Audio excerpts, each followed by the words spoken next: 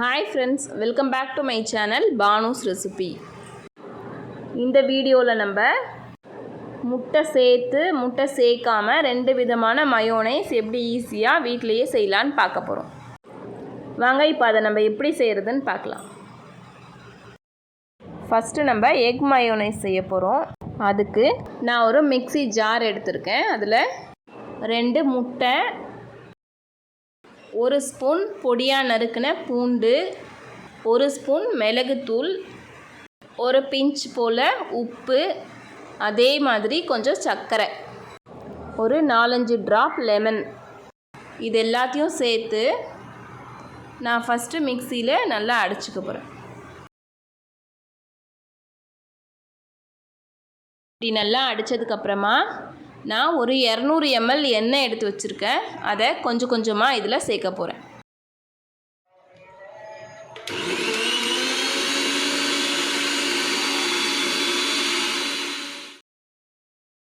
பாருங்கள், இந்த அளவுக்கு திக்காக இருக்குது. நான் இப்போது இன்னும் கொஞ்சம் எண்ணெய் ஊற்றி திருப்பி மிக்சியில் அரைக்க போகிறேன். இப்போ எப்படி இருக்குன்னு எடுத்து பார்க்கலாம். ரொம்ப திக்காக மயோனைஸ் ரெடி ஆகிடுச்சு. நம்ம இப்போ இதை ஒரு பவுலில் மாற்றிக்கலாம்.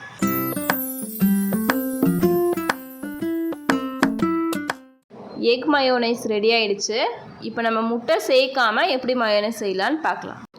ஒரு மிக்ஸி ஜாரில் 1 கப் திக்கான பால், 1 ஸ்பூன் பொடியாக நறுக்கின பூண்டு, 1 ஸ்பூன் பெப்பர் தூள், ஒரு பிஞ்ச் அளவுக்கு உப்பு, அதே அளவுக்கு சர்க்கரை, ஒரு 2-3 லெமன் ட்ராப்பு, இது எல்லாத்தையும் சேர்த்து ஃபஸ்ட்டு நம்ம மிக்சியில் இந்த மாதிரி அடிச்சுக்கலாம். இப்போ நம்ம எடுத்து வச்சுருக்க 200 கிராம் எண்ணெயை கொஞ்சம் கொஞ்சமாக சேர்த்து இப்போ நல்லா மிக்சியில் அரைக்க போகிறோம். இதுவும் நல்லா திக்காயிடுச்சு. இப்போ நம்ம எக்ஸ்ட்ரா இருக்க எண்ணெயும் ஊற்றி நல்லா மிக்சியில் அரைக்க போகிறோம்.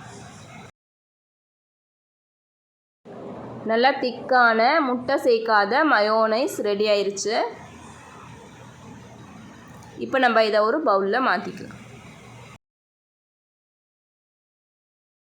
ரொம்ப ஈஸியாக சிம்பிளான இன்க்ரெடியன்ட்ஸ் வச்சு நம்ம வீட்டிலையே மயோனைஸ் ரெடி பண்ணியாச்சு.